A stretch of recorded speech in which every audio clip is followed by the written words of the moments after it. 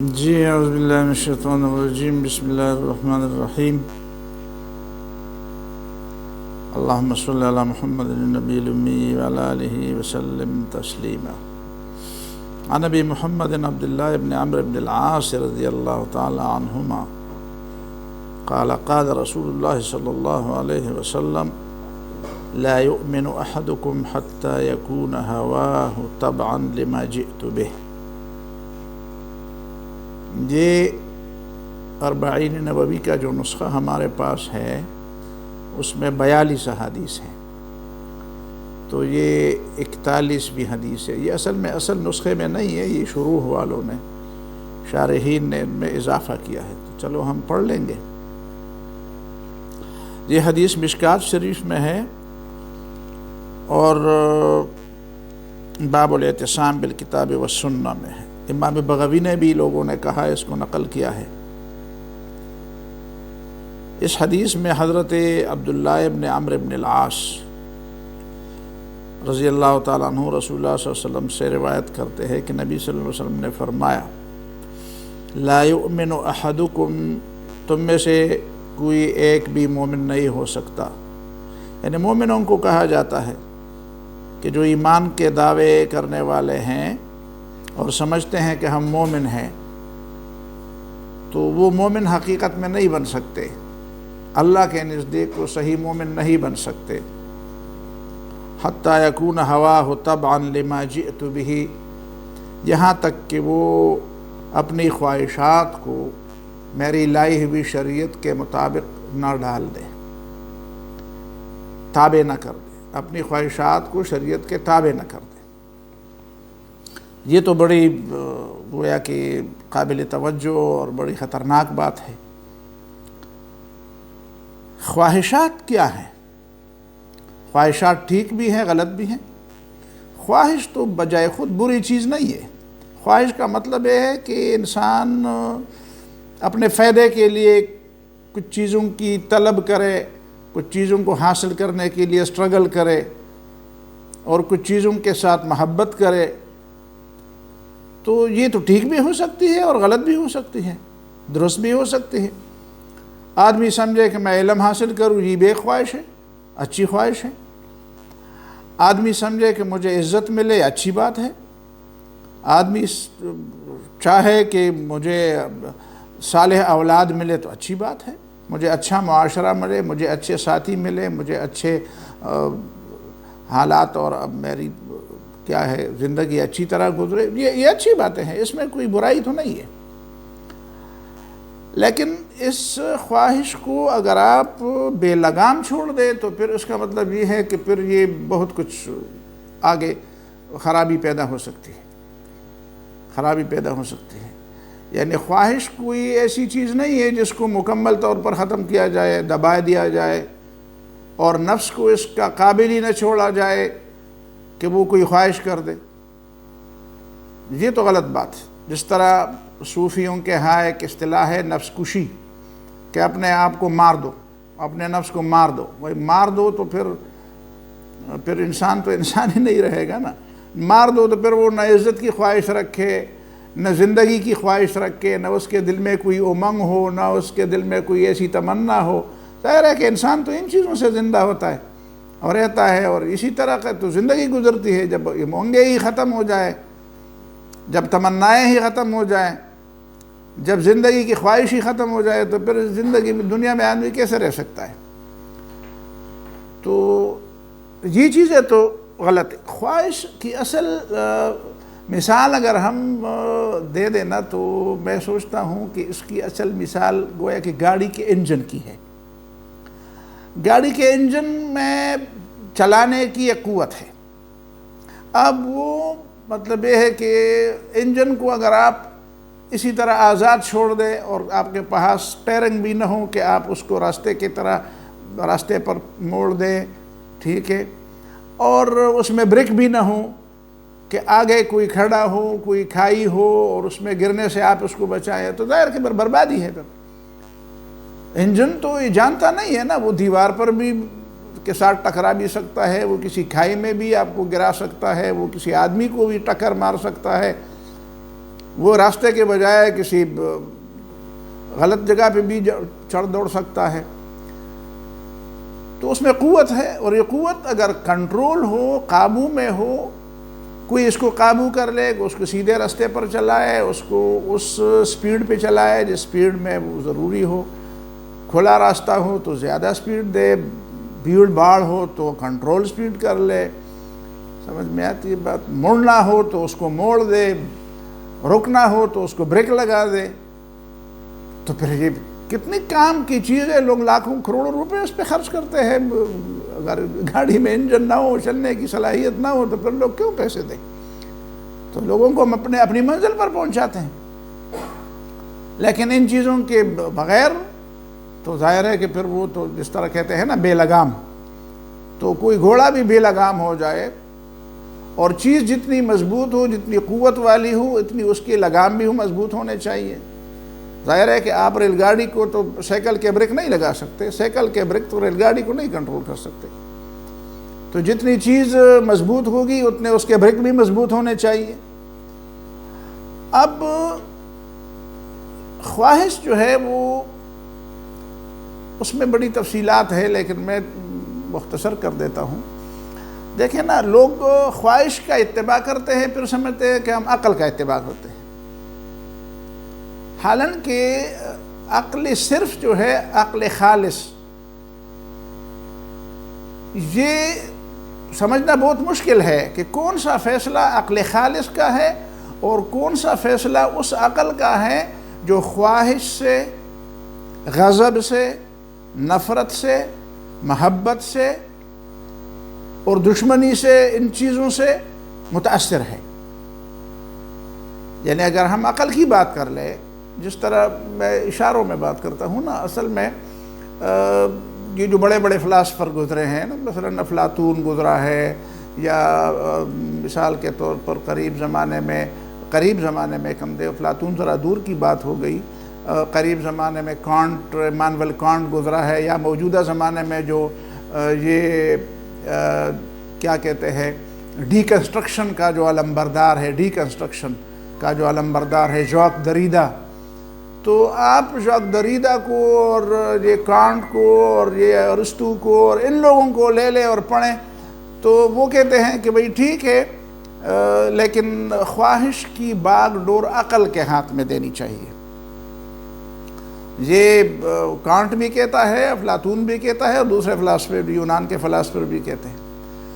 اور یہ جو اس زمانے کا جو بڑا اپنے آپ کو ڈی کنسٹرکشن کا جو بڑا بابا اپنے آپ کو بابا کہتا ہے، یعنی پوسٹ ماڈرنزم میں وہ ایک اس کی ایک وہ ہے ڈی کنسٹرکشن کی ساری چیزوں کو، اس موجودہ جو تعمیرات ہیں ان سب کو ڈیمالش کیا جائے، ایک نئی تعمیر آ جائے. تو اس نئی تعمیر میں وہ اس خواہش کے بارے میں کہتے ہیں کہ خواہش تو گویا کہ ایبسنس ہے. خواہش تو ایبسنس مطلب ہے، وہ یہ سمجھتا ہے کہ خواہش تو پوری ہونے کی کوئی چیز ہے نہیں. یہ تو آپ کو کسی ایسی چیز کے پیچھے لگانے والی بات ہے جو کبھی مکمل نہیں ہوگی. اس کا مطلب یہ ہے کہ آپ کی زندگی ہی ختم ہو جائے گی اور وہ خواہشیں مکمل نہ ہو جائیں گی. تو ان کے پیچھے تو سرے سے چلنا نہیں چاہیے. وہ تو ڈی کنسٹرکشن کرتا ہے نا، وہ کہتا ہے کہ ساری چیزوں کو ڈیمالش کر دو. لیکن جو کانٹ ہے اور جو دوسرے فلاسفی ہے مغربی، اور آج کل کے مغربی فلاسفی ماڈرنزم والے، یہ تو پوسٹ ماڈرنزم کی بات ہوگی، ماڈرنزم والے یہی کہتے ہیں کہ نہیں، عقل کے ہاتھ میں اس کے زمام دیے جائے، عقل کے ہاتھ میں اس کے. تو میں یہی کہنا چاہتا ہوں نا، میں نے اشارے میں یہ بات کی کہ بھائی اس کا فیصلہ کون کرے گا کہ آپ جس عقل کے ہاتھ میں خواہش کے زمام کار دیتے ہیں، خواہش کے لگامیں جس عقل کے ہاتھ میں آپ دیتے ہیں، وہ عقل خالص ہے. اور اس عقل کو خواہش نفس نے مغلوب نہیں کیا، آلودہ نہیں کیا، اس کو غضب نے آلودہ نہیں کیا، اس کو ماحول کی غلط تعلیم نے اور ماحول کی غلط لائن پر آپ کو لگا. دیکھیں نا، کبھی کبھی انسان کے ذہن میں کئی چیزیں ایسی آتی ہیں جو اس کو پتہ نہیں ہوتا کہ یہ کہاں سے آ گئی، بس ماحول اس کو سمجھاتے ہیں. دیکھیں نا، ہم جس ماحول کے اندر ہیں، مثال کے طور پر میں دوسری بات کی طرف اشارہ کر لوں، کچھ لوگ اللہ تعالیٰ کی کئی باتوں پر اور کئی احکامات پر جو اعتراض کرتے ہیں، یا خدا کی ذات پر جو سوالات اٹھاتے ہیں، اس کی بنیادی وجہ یہ ہے کہ ہم جس ماحول کے اندر ہیں وہ وقت اور زمانے اور مکان کے محدودیت میں ہے، لیمیٹیشنز میں ہے۔ اب ان لیمیٹیشن سے اگر ہم باہر نکل جائیں تو شاید وہ سوال ہمارے ذہن میں پیدا ہی نہ ہو۔ اس کا مطلب یہ ہے کہ انسان یہ نہیں کر سکتا کہ وہ اپنے ماحول سے بالکل بالاتر ہو جائے، اور وہ ماحول اس کو جو کچھ سکھاتا ہے اس کے ذہن میں وہی بات آتی ہے، شعوری طور پر ہو یا لاشعوری طور پر ہو۔ بچپن سے جس ماحول میں آدمی رہتا ہے لاشعوری طور پر اس کے ذہن میں کئی چیزیں آتی ہیں۔ تو یہ بات غلط ہے کہ آپ خواہش کو کنٹرول کرنا تو سب کہتے ہیں کہ بھئی خواہش کو کنٹرول ہونا چاہیے۔ پھر ان کے نزدیک جو عقل کے ہاتھ میں اس کی کنٹرول دیتے ہیں وہ اس کے لیے یہ دلیلیں دیتے ہیں کہ دیکھو خواہش نفس کو اسی طرح بے لگام چھوڑ دیا جائے تو اس سے فساد پیدا ہوگا۔ ظاہر ہے کہ ایک آدمی کی خواہش ہے کہ مثال کے طور پر میں یہاں پہ آرام سے بیٹھوں اور مجھے کوئی چھیڑے نہ۔ ایک دوسرا آدمی دور سے دیکھتا ہے، وہ کہتا ہے یار میری خواہش تو یہ ہے کہ میں جا کر اس آدمی کو ڈسٹرب کر دوں، یہ کیوں اسی طرح آرام سے بیٹھا ہوا ہے۔ بھی اس کی خواہش ہے۔ اگر خواہش کو بے لگام چھوڑ دیا جائے تو پھر اس کا مطلب یہ ہے کہ ایک دوسرے آدمی کی خواہش کو آپ ایک کو بے لگام چھوڑتے ہیں اور دوسرے کو اس خواہش کے تابع بنانے کے لیے آپ جتن کرتے ہیں۔ اس کا مطلب یہ ہے کہ کچھ لوگوں کو بے لگام چھوڑا جائے اور کچھ لوگوں کو بے لگام والوں کے رحم و کرم پر چھوڑا جائے۔ اس لیے انہوں نے اس کے لیے یہ کچھ اصول بنایا ہے کہ کچھ پابندیاں ہونی چاہیے خواہش پر۔ یہ پابندی ہونی چاہیے کہ وہ فطرت کے مطابق ہو، یعنی خواہش فطرت کے خلاف ہو تو اس خواہش پر پابندی لگائی جائے۔ دوسری پابندی یہ ہونی چاہیے کہ خواہش جو ہے وہ اجتماعیت کے خلاف نہ ہو۔ کانٹ اس میں یہ کہتا ہے کہ خواہش ایسی ہونی چاہیے کہ وہ عقل کے ایسی تابع ہو جو دوسروں کے لیے بھی ہو، مطلب ہے جو خواہش میں رکھوں اس خواہش کا حق میں کسی دوسرے کو بھی دوں کہ تو بھی اس طرح کر۔ اور ایک تیسری بات وہ پابندی یہ بھی لگاتے ہیں کہ خواہش کو کنٹرول کرنے کے لیے آپ کو یعنی مطلب نظام زندگی میں توازن قائم کرنا ہوگا۔ جو خواہش اور اس کی تکمیل نظام زندگی کے توازن کو خراب کرنے والا ہو اس خواہش پر پابندی لگائی جائے۔ تو اب یہ باتیں جو ہے نا، یہ ظاہر ہے کہ یہ توازن کیا ہے، پھر انسانی فطرت کیا ہے، کوئی فطرت کو مانے گا کوئی نہیں مانے گا۔ اجتماعیت کیا ہے، کہاں کی اجتماعیت؟ اب امریکہ کی اجتماعیت آپ پاکستان میں نافذ کریں گے یا پاکستان کی اجتماعیت آپ امریکہ میں نافذ کریں گے؟ یہ تو نہیں ہو سکے گا۔ اس لیے اسلام کی جو بات ہے وہ یہ ہے کہ نہیں، خواہشات کو اللہ تعالیٰ کے احکام کے اور وحی کے تابع کیا جائے، اس لیے کہ وحی بجائے خود خواہش پر مبنی نہیں ہے۔ وَلَوِ اتَّبَعَ الْحَقُّ أَهْوَاءَهُمْ لَفَسَدَتِ السَّمَاوَاتُ وَالْأَرْضُ۔ حق خواہشات کے تابع نہیں ہے، حق ہے، اور خواہشات جو ہے وہ صرف حق سے کنٹرول ہو سکتے ہیں۔ یعنی ظاہر ہے کہ آپ کنٹرول اس کے ہاتھ میں دیں گے جس کا کنٹرول یا نہ کنٹرول میں کوئی ذاتی فائدہ نہ ہو۔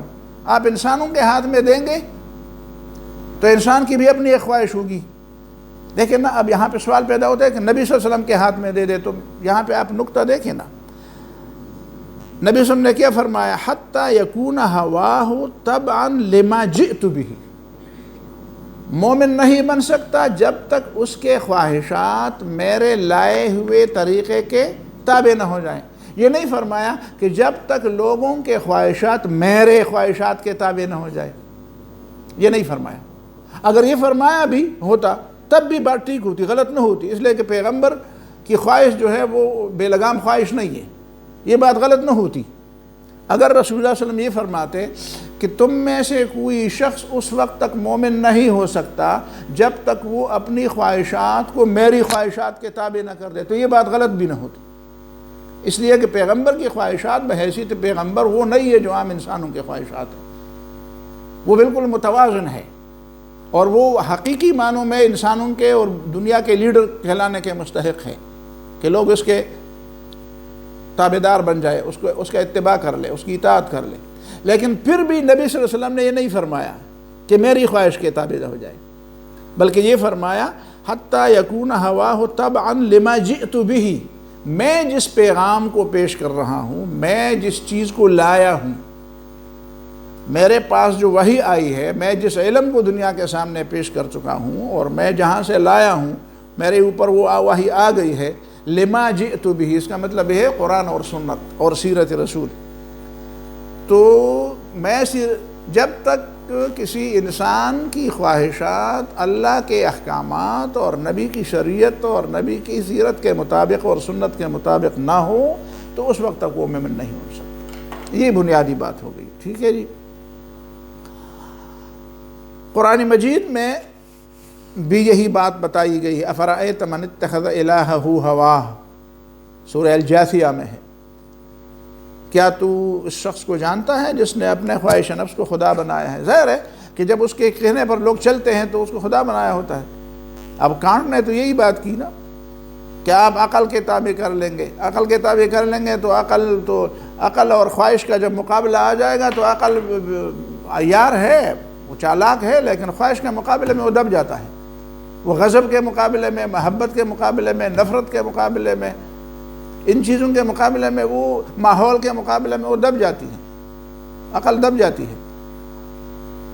دیکھیں نا آپ اس میز کو ذرا اس کے پاؤں کو، اس کے جو کیا کہتے ہیں اس کو، یہ پائے ہیں، اس کو ذرا لمبے کر کے اوپر چھت پر رکھ دیں، اور جس رفتار سے آپ اس پر چل سکتے ہیں یہیں پہ کمرے کے اندر، اس رفتار سے آپ اس کے پاؤں کو دگنے لمبے کر کے اور چھت کے اوپر رکھیں گے تو آپ اس رفتار سے نہیں جا سکیں گے۔ کیوں نہیں جا سکتے؟ اس وقت آپ کو جی ہاں یہ کرسی، یہ وہیں پہ آپ کو کیا کرنا ہو، وہیں پہ کیا ہوگا؟ وہیں پہ یہ ہوگا کہ داد کرسیش تک نہ بلا، وہیں پہ یہ ہوگا کہ وہم آپ کے عقل پر غالب آ جائے گا، وہم آپ کے عقل پر، آپ کی عقل پر غالب آ جائے گا۔ وہم آپ کو یہ کہے گا کہ گر جاؤ گے، تو 2-4 دفعہ جب وہ آپ کو کہتے ہیں گرو گے تو پھر آپ گر جائیں گے۔ اس کا مطلب یہ ہے کہ آپ کی عقل جو ہے وہ وہم کا مقابلہ نہیں کر سکتی۔ اسی طرح عقل کسی سے کوئی نفرت کی بات ہو تو عقل نفرت کا مقابلہ اور دشمنی کا مقابلہ نہیں کر سکتی، بس نفرت کے مقابلے میں وہ ڈھیر ہو جاتی ہے۔ اسی طرح عقل کسی چیز کی محبت میں آپ زیادہ جائیں گے آگے تو اس محبت کے مقابلے میں بھی عقل دب جاتی ہے۔ لیکن نا ہوشیار لوگ محبت کی بنیاد پر ایسے ایسے کام کرتے ہیں جو لوگ سمجھتے ہیں جی اس نے کیا، وہ کہتے ہیں یار بس کتنے وہ بادشاہ ہیں، انہوں نے بادشاہی چھوڑ دی اسی مقابلے میں۔ سمجھ میں آتی ہے کوئی چیز اس کے ذہن میں آ جائے۔ دیکھیں نا شریعت کی محبت ہو، خدا کی محبت ہو تو ابراہیم علیہ السلام پھر آگ میں کودتے ہیں، آگ میں کودتے ہیں۔ حالانکہ عقل تو یہی کہتی ہے کہ آگ میں کیوں کودتے ہیں؟ عقل ہے محو تماشائے لب بام، اب بھی عقل تو اب بھی وہ منہ میں انگلی دبائے کھڑی کہ یہ ابراہیم علیہ السلام نے یہ کیا۔ تو ظاہر ہے کہ عقل جو ہے محبت سے، نفرت سے، خواہش سے، وہم سے، ماحول سے، ان ساری چیزوں سے متاثر کیا بالکل دب جاتی ہے۔ لیکن یہ عقل اس میں پتہ نہیں، یہ آج کل کے جو جدید تعلیم کے وہ سب سدھائے ہوئے لوگ ہیں نا، ان میں بقول اکبر الہ آبادی زبان کی تیزی، وہ کہتے ہیں نا علوم دنیاوی کے بحر میں غوطے لگانے سے زبان تو تیز ہو جاتی ہے، دل طاہر نہیں ہوتا۔ زبان تو تیز ہو جاتی، بڑے چالاک بنتے ہیں۔ تو یہ عقل کی بنیاد پر لوگ چالاک تو بنتے ہیں، لیکن اس طرح 2-4 چیزیں، نفرت، محبت، ماحول، یہ وہ، ان سارے وہم، ان چیزوں کے سامنے بالکل ڈھیر ہو جاتے ہیں۔ تو قرآن نے یہ کہا کہ اتخذ الہہ ہواہ، جن لوگوں کا یہ دعویٰ ہے کہ ہمارا نظام، جس طرح مغرب کا دعویٰ ہے کہ ہمارے نظام کی بنیاد عقل پہ رکھی گئی ہے، یہ جھوٹ ہے۔ مغربی فلسفے، مغربی تہذیب یا اسلام کے مقابلے میں جو بھی تہذیبیں ہوں، ان سب کی بنیاد عقل پر نہیں رکھی گئی ہے۔ عقل کو تو وہاں پہ استعمال کیا گیا ہے، وہ رکھی گئی ہے خواہش کی بنیاد پر۔ قرآن نے ہمیں بار بار کہا ہے وَلَئِنِ اتَّبَعْتَ أَهْوَاءَهُمْ، بعد الذی جاءک من العلم ما لک من اللہ من ولی ولا نصیر، الحق من ربک فلا تکن من الممترین، حق تمہارے رب کی طرف سے آ گیا ہے، حق آنے کے بعد وَلَئِنِ اتَّبَعْتَ أَهْوَاءَهُمْ، اگر تم ان لوگوں کی خواہشات کے پیچھے چلو گے تو مَا لَكَ مِنَ اللَّهِ مِن وَلِيٍّ وَلَا نَصِيرٍ، یہ نہیں کرنا کہ ان کی عقل کے پیچھے چلو گے، اس لیے کہ ان کی عقل خواہش سے دب گئی ہے، ان کی عقل خواہش کی غلام بن گئی ہے۔ تو در حقیقت عقل کو خواہش سے بچانے کا ایک نسخہ ہے بس، اور کوئی نسخہ نہیں ہے۔ وہ نسخہ یہ ہے کہ ان عقل اور خواہش سب کو آپ شریعت کے اور اللہ تعالیٰ کے احکام کے تابع کر دیں گے، اور اسی آئینے میں ان کو دیکھیں، اور اسی کے مطابق، اسی اصول کے مطابق اس کو استعمال کریں۔ یہ عقل پھر آپ کو یہ سمجھ آ جائے گی کہ کون سی بات عقل کہتی ہے وہ خواہش کی بنیاد پر کہتی ہے، وہ نفرت کی بنیاد پر کہتی ہے، نفرت سے دب کر کہتی ہے، زیادہ محبت سے مغلوب ہو کر کہتی ہے، زیادہ دشمنی سے مغلوب ہو کر کہتی ہے، ماحول کے اثر کی وجہ سے کہتی ہے، یا بلا وجہ کہتی ہے۔ اور دوسری بات اسی آیت کی تفسیر حدیث میں بھی ہے کہ نبی صلی اللہ علیہ وسلم نے فرمایا ما تحت ادیم السماء من الہ یعبد من دون اللہ ابغض عند اللہ من هوى یتبع، کہ آسمان کے نیچے اور زمین کے اوپر جن جھوٹے خداؤں کی بندگی ہوتی ہے، ان سب جھوٹے خداؤں میں اللہ تعالیٰ کے نزدیک سب سے بدترین اور مبغوض ترین چیز کیا ہے؟ ہوائیں اتباع، خواہش نفس، جس کا اتباع کیا جائے، جس کو کھلا چھوڑ دیا جائے۔ یہ خواہش نفس کے بارے میں آپ کو بتایا کہ اس کا اتباع کوئی مطلقاً غلط چیز نہیں ہے، نہ ہوتی تو پھر دنیا میں انسان یہ سردی گرمی یہ ساری چیزیں کیسے برداشت کر سکتا؟ مال کمانے کے لیے، بچوں کے لیے، اپنی عزت کے لیے، اپنی صحت کے لیے، اپنی جائز ضرورتوں کے لیے وہ کیسے یہ ساری چیزیں برداشت؟ یہ بھی خواہش ہے، لیکن خواہش کو بے لگام چھوڑ دینا اور اس کی ہر بات پر آمنا وسلمنا وصدقنا کہنا، تو یہ بات غلط ہے بنیادی طور پر۔ اس کو کنٹرول کیا جائے، اس لیے میں نے انجن کی مثال دی۔ پھر ہم ایک آخری موضوع کی طرف آتے ہیں، وہ یہ ہے کہ جب نبی صلی اللہ علیہ وسلم نے فرمایا اتنی بڑی اہم بات، ایمان نہیں ہے صرف سے، تو اگر ہم دیکھیں کہ واقعی ہماری خواہشات، لیکن خواہش صرف یہ نہیں ہے کہ ہم نے اس پہ عمل کیا، خواہش یہ ہے کہ میری تمنا ہے، اب میں کسی خالی جگہ پر بیٹھوں اور میں اپنی تمناؤں کو دیکھوں کہ میری کیا کیا تمنائیں ہیں، تو کیا وہ تمنائیں واقعی ایسی ہے کہ جن کو تمنا کہا جائے، ایک مومن کی تمنا کے طور پر اس کو لیا جائے، یا وہ تمنائیں جو ہے وہ شیطان نے میرے دماغ میں ڈال دی ہے؟ دیکھیں نا، شیطان نے تو ابتدائی دن سے اللہ تعالیٰ کے سامنے باقاعدہ کہا تھا کہ وَلَأُضِلَّنَّهُمْ وَلَأُمَنِّيَنَّهُمْ، میں ان بندوں کو، تو تیرے بندوں کو، انسانوں کو گمراہ بھی کروں گا، وَلَأُمَنِّيَنَّهُمْ، اور میں ان کے دلوں میں بڑی بڑی تمنائیں ڈال دوں گا، بڑی بڑی تمنائیں ڈال دوں گا۔ اور پھر حدیث میں تو یہ بات آتی ہے کہ یشیب ابن آدم ویشب منہ خصلتان، آدم کا بچہ جو ہے وہ آہستہ آہستہ بڑھاپے کی طرف جاتا ہے، لیکن اس کے اندر دو چیزیں جوان ہوتی جاتی ہیں، جتنا وہ بڑھاپے کی طرف جاتا ہے اتنا اس کی دو چیزیں وہ کیا ہے؟ الحرص و طول العمل، حرص، بس وہ بھی میرا، وہ بھی میرا، وہ بھی میرا، اتنا میرا، یہ تو کم ہے، وہ خدا کا خوف کرو، تم تو جا رہے ہو۔ وطول العمل، اور بڑی لمبی زندگی کی خواہش، حالانکہ زندگی ڈھلتی ہے، عمر ڈھلتی ہے، عمر ڈھلتی جاتی ہے اور عمر کی خواہش بڑھتی جاتی ہے، اور آہستہ آہستہ ہاتھ خالی ہوتے جا رہے ہیں اور حرص بڑھتا جاتا ہے۔ تو یہ تمنائیں، یہ شیطانی تمنائیں، شیطانی وَلَأُضِلَّ۔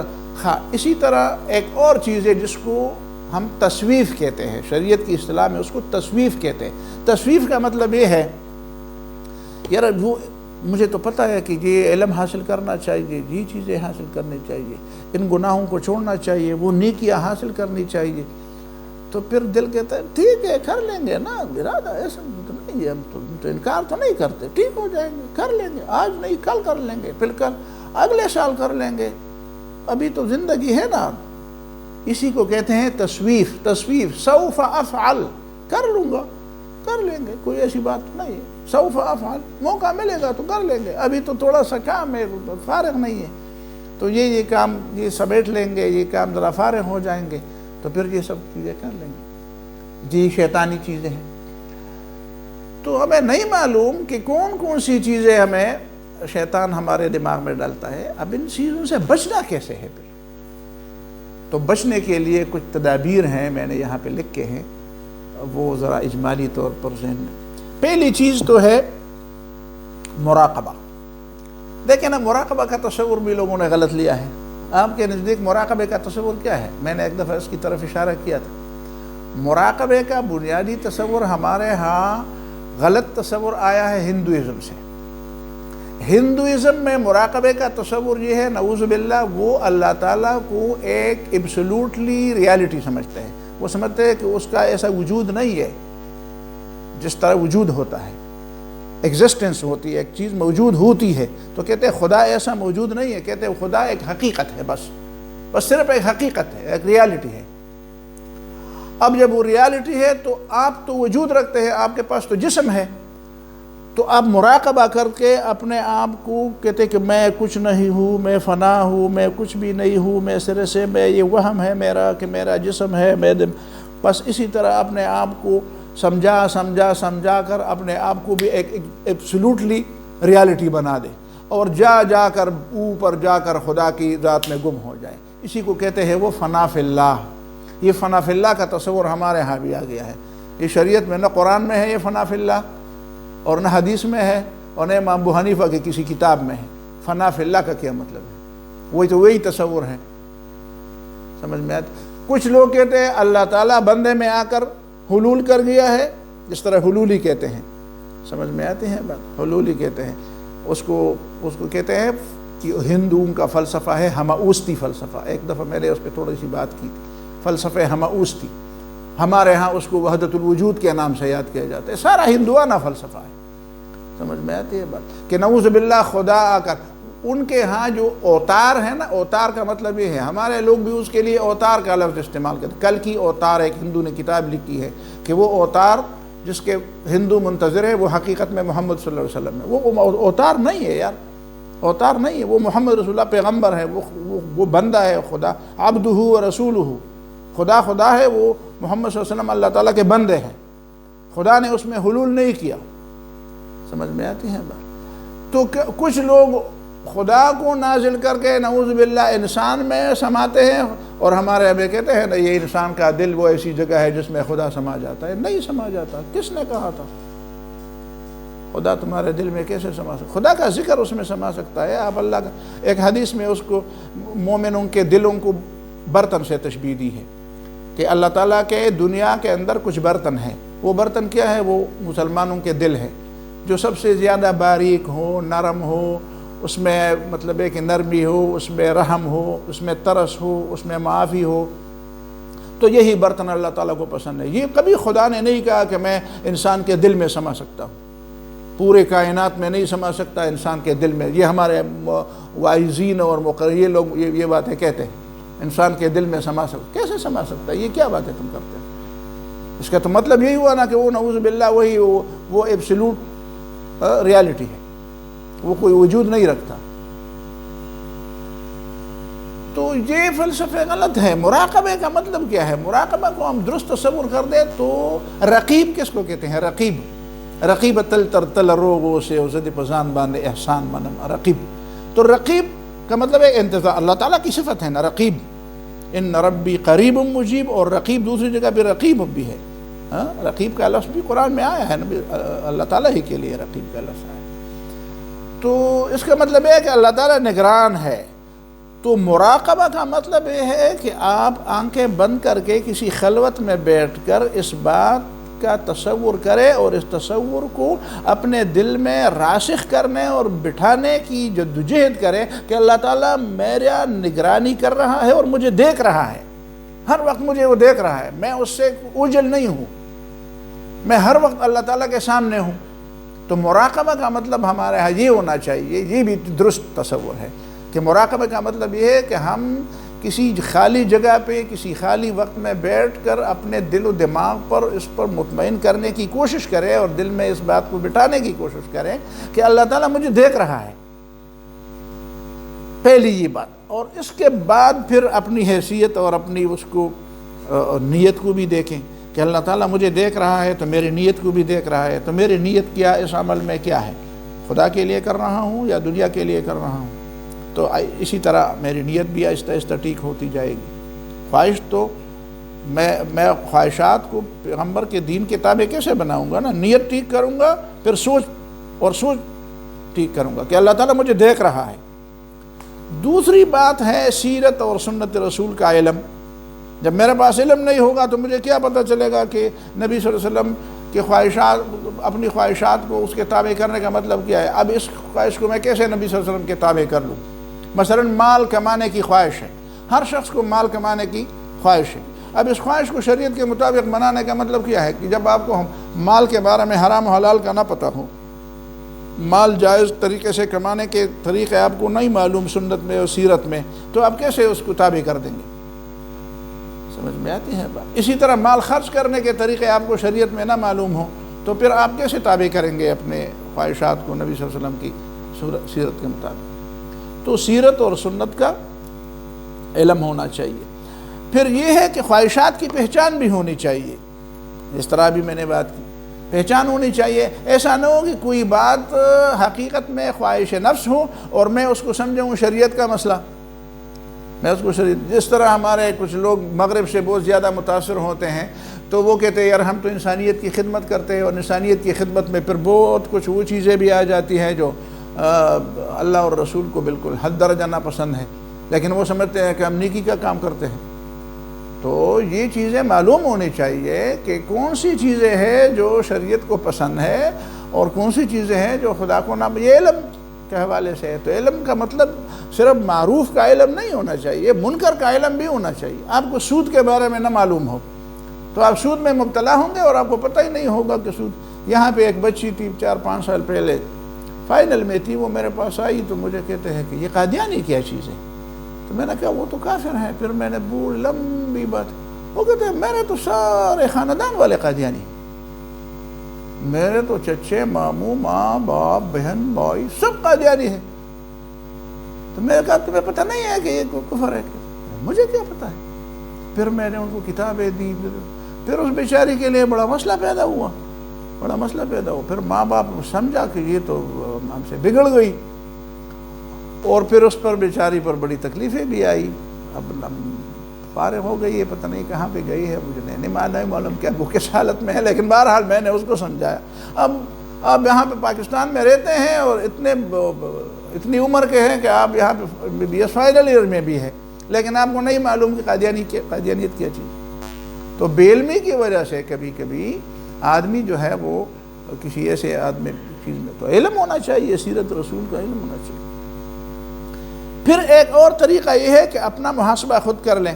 اپنا محاسبہ خود، مثلا ایک جگہ پہ بیٹھا جائے اور ایک کاغذ لیا جائے اور اس میں لکھا جائے علم کی بنیاد پر کہ دیکھیں یہ ایک لمبی لکیر میں نے درمیان میں ایک صفحہ اس طرف ہے ایک صفحہ اس طرف، اس پر لکھوں کہ حرام یا جائز ناجائز، اور یہاں پہ ناجائز، وہاں پہ جائز، یہاں پہ ناجائز، اپنے بارے میں کہ میرے اندر خوبی اور خرابی، میرے اندر کیا کیا چیزیں، خوبیاں میری کیا ہے 1 2 3 4 میری یہ خوبیاں ہیں، اور خرابیاں میرے اندر کیا ہے یہ خرابیاں. پھر دوبارہ ان کو دیکھیں وہ خوبیاں واقعی میرے پاس ہے یا میرا دعویٰ ہے، اور یہ خرابیاں جو میرے پاس ہے یہ خرابیاں ایسی ہے کہ ان کو برداشت کیا جائے. تو پھر مجھے پتہ چلے گا کہ اچھا پڑھنا کون سا بھاری ہے. پھر میں روزانہ دیکھوں کہ میں نے ان خوبیوں میں کتنی خوبیوں کو پروان چڑھایا اور ان خرابیوں میں کتنی خرابیوں کو میں نے چھوڑنا چاہا. تو یہ خود اپنا محاسبہ ہونا چاہیے، اور اسی محاسبے کے نتیجے میں ہم وہ کر سکتے ہیں. پھر دعا بھی چاہیے، اللہ تعالیٰ سے دعا کرے. دعا کے بغیر تو کچھ بھی نہیں ہوتا، اللہ کی مدد کے بغیر تو کچھ بھی نہیں ہوتا. پھر صحبت صالحین ہے، کچھ لوگوں نیک لوگوں کے صحبت میں بیٹھا جائے. ایسا نہ ہو کہ آدمی سمجھے کہ بس میں مکمل ہوں. کبھی کبھی ایسے لوگوں کے صحبت میں بیٹھا جائے، ان سے کچھ سیکھا جائے، کچھ تبادلہ خیال کیا جائے، کچھ وقت گزارا جائے.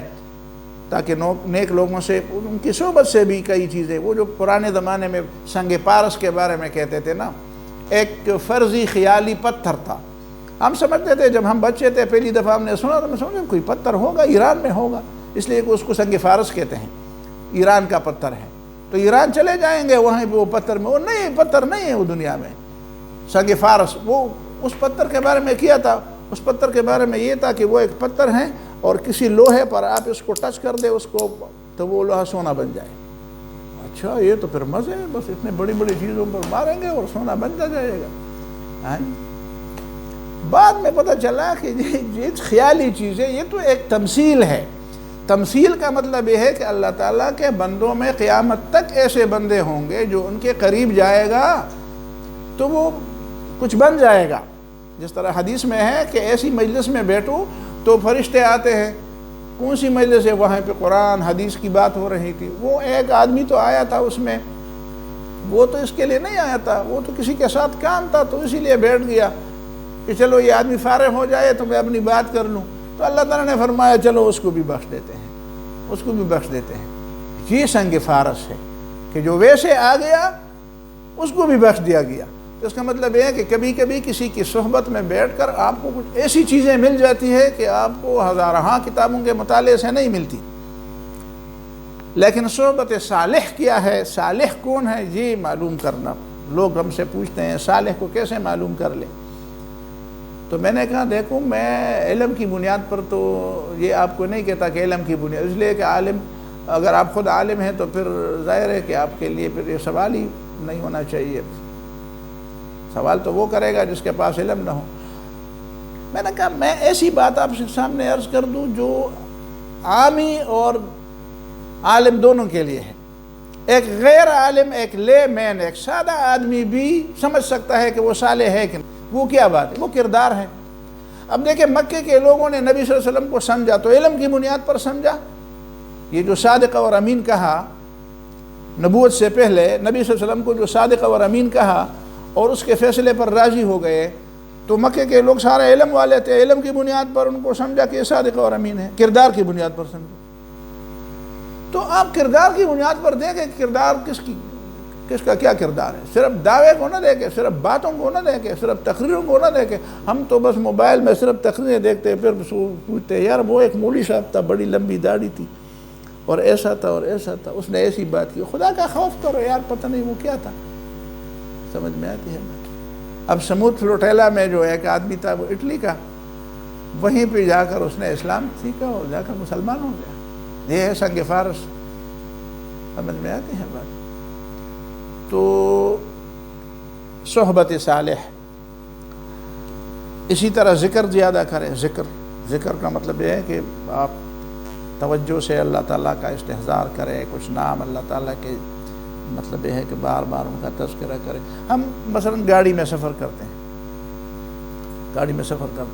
10 منٹ 15 20 منٹ کتنے ہم میں سے جو کچھ گھر سے آتے جاتے ہیں، تو اس میں ہم ادھر ادھر، تو یہ نہیں ہو سکتا کہ ہم گاڑی میں آرام سے بیٹھے ہوں اور اسی وقت جو ہے نا، ہم ضروری نہیں ہے کہ ہمارے ہاتھ میں کوئی تسبیح بھی ہوں، تو ہم توجہ سے کچھ اللہ تعالیٰ کے کچھ نام یا کچھ استغفار یا کچھ درود یا کچھ چیزیں اپنے لیے لازم کر دے، اور ایک دن ایک چیز، دوسرے دن دوسری چیز، تیسرے دن تیسری چیز، اس کا باقاعدہ ذکر ہو تو کرنا شروع کر دیں، تلاوت کرنا شروع کر دیں، زیارت القبور کریں، جا کر کسی مقبرے میں جائے، وہیں پہ کسی پرانی قبر کے قریب گھنٹہ 2 گھنٹے بیٹھیں اور یہ سوچیں کہ چلو فرض کریں میں اس وقت اس قبر کے اندر ہوں، تو اور اس وقت نکیر منکر مجھ سے پوچھ رہے ہیں اور کوئی بھی نہیں ہے، تو میں اور مجھ سے اس کے بارے میں پوچھے تو پھر کیا ہوگا۔ ہم طالب علمی کے زمانے میں ایسا کرتے تھے، اور مجھے یاد ہے کہ ایک دفعہ جب زیارت القبور کے لیے جاتے تھے نا، تو پھر مہینہ 2 مہینے ایسے سیدھے ہوتے تھے، ایسے سیدھے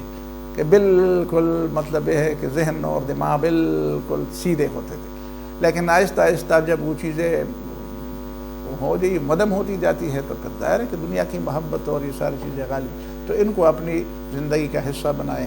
اسی طرح خلوت، ہمیشہ جلوت میں نہ رہیں، ہمیشہ لوگوں کے درمیان نہ رہیں، کچھ وقت ایسا ہونا چاہیے، وَتَبَتَّلْ إِلَيْهِ تَبْتِيلًا، آدمی کے لیے کچھ وقت ایسا ہونا چاہیے جو صرف اللہ تعالیٰ کے ساتھ وہ اپنے اس میں بیٹھے اور خدا کے ساتھ اپنی راز و نیاز کر لے، اس کے سامنے روئے، اپنی غلطیوں کا تذکرہ کرے، اپنی غلطیوں سے معافی مانگے، اپنی اصلاح کر لے، معافی مانگے، دعائیں مانگے، تو یہ اکیلے میں ایسا وَرَجُلٌ ذَكَرَ اللَّهَ خَالِيًا، ساتھ وہ لوگ جو قیامت کے دن عرش کے سائے میں ہوں گے، ان میں ایک وہ شخص بھی ہوگا، وہ مسلمان مومن مرد و عورت ہو، جو ذکر اللہ خالین، جو الگ بیٹھ کر اس کو اللہ یاد آ جائے، ففاضت عیناہ، اور پھر وہ اپنے آنسو وہ جو قابو نہ کر سکے، اور اپنی وہ غلطیاں، کمزوریاں یا بے بسیاں یا اپنے مطلب یہ ہے کہ غفلتیں، تو خامیاں، یہ ساری چیزیں یاد کر کے اور اللہ تعالیٰ کی عظمت اور کبریائی کو یاد کر کے کہ میں نے تو اس کی قدر نہیں کی، تو اسی چیز کے نتیجے میں اس کے آنسو بہہ جائے، تو یہ لوگ قیامت کے دن اللہ تعالیٰ کے خاص سائے میں ہوں گے۔ تو یہ طریقے ہیں حتیٰ یکون ہواہ تبعا لما جئت بہ، کہ ہماری خواہشات شریعت کے تابع ہو جائے۔ اللہ تعالیٰ ہمیں توفیق دے۔ بارک اللہ فیکم، ماشاء اللہ، جزاکم اللہ خیر۔